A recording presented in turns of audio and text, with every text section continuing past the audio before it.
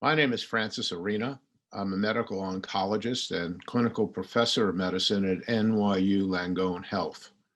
My primary interest is breast cancer, but also GI malignancies such as pancreatic cancer. Do have done a lot of research on clinical aspects of breast cancer and remains one of my salient and important things that I want to accomplish.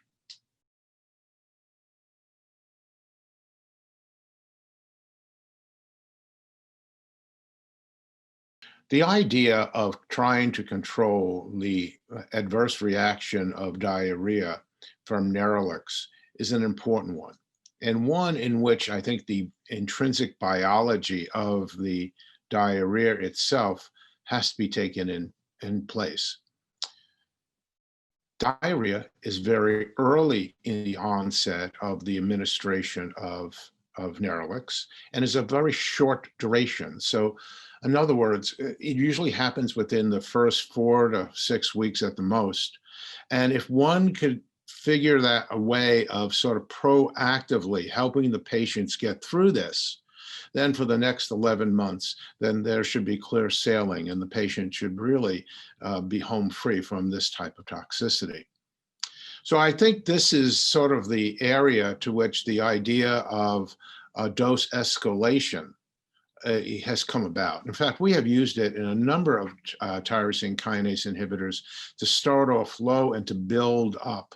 But it's so important in Neratinib because of the short duration and having early type of onset. So if one could use an escalation type of dosing, then one could actually really fit this perfectly so that the person and the patient can really not have that terrible type of diarrhea and instead really can control this. And by the time they're finished a month of having Nerlix administered, they're pretty much at a clear path and usually do not have very much in the way of diarrhea.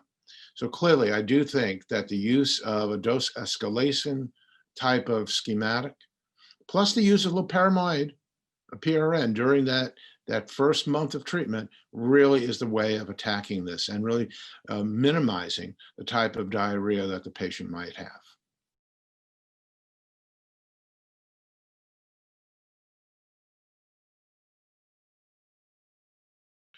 Well, for anyone who treats breast cancer and those that treat a number of patients, the idea of patients that are still at very high risk that are HER2 positive disease is sort of like, we know that.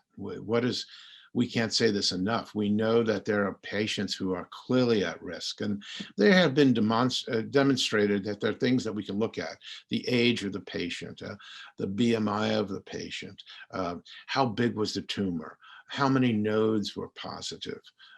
These are just important factors that weigh into our decision about who is at risk. And we know that there are a number of patients that clearly, despite all our hopes that our medicines as we presently have them are going to do good, and we know that we fail, that there's enough of the patients that are high risk that recurrent disease is such a very important thing. There have been many attempts to try to fix this. We've taken a look at the HERA trial, for example, which was an international trial trying to see if 2 years of trastuzumab was actually better than one. And at first, I thought it was going to be. It turned out it was not. Unfortunately, 1 year is just as good as 2 years of trastuzumab therapy. And unfortunately, about a quarter of the patients will ultimately relapse.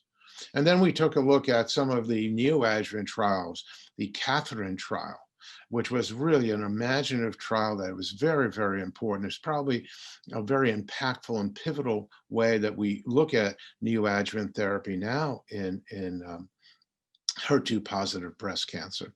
And what we see that even in those patients that had a pathological complete response to neoadjuvant therapy, that there are still patients who fail, who come back.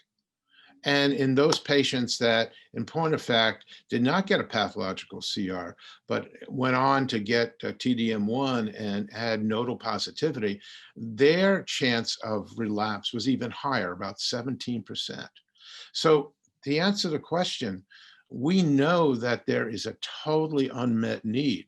And when I see a patient who is truly at high risk, as defined by tumor size, it's defined by nodal positivity, talking about their age, their BMI, their smoking use. We have a group of people that we can really identify as being truly at high risk, and they need to get protected, because what we're doing standardly really does not cut the mustard. There's too many people who recur. And once this disease, once HER2 positive disease recurs, unfortunately, it cannot be cured. And the other factor here is that often, way too often, that when it recurs, sometimes the first site of recurrence is in the brain.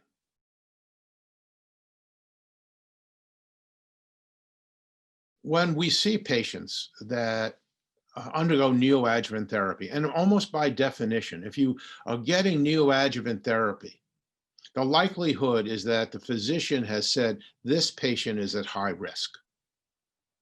And now you go ahead and you give that patient the therapy that you believe, whether it be TCHP or a similar type of combination. And at the time of surgery, they still have residual disease. Oh boy, now we got trouble.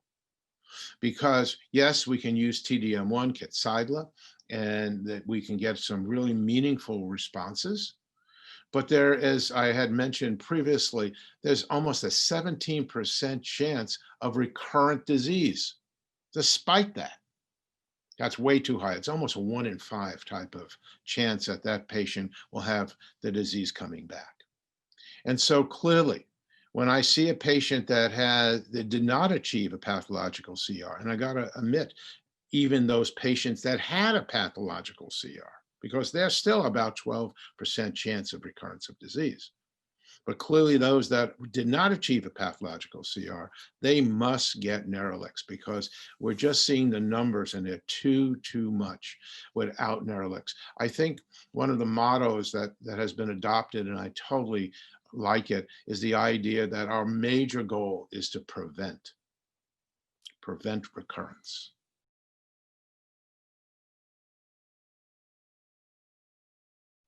You know, when I say that, what are the criteria to use this treatment, I think we have to go back to basics. And the basics is trying to analyze the patients that we see in front of us, and not all HER2 positive, not all breast cancer patients are alike. They're not. We know that there are some patients that really have some of the telltale aspects of disease that we can sort of formulate and put into our own mental algorithm, that they are at higher risk. And we said this before, their age. We'll take a look at their size, the BMI. We take a look at the size of the tumor. We take a look at the nodal positivity. We could also look at other things too. We could look at whether or not there's lymphovascular permeation. We can look at the race of the patient. Unfortunately, African-American ladies do not do the same, pound for pound, stage for stage, as Caucasian ladies. We must look at the whole picture of our patient and try to analyze what are the risk factors here.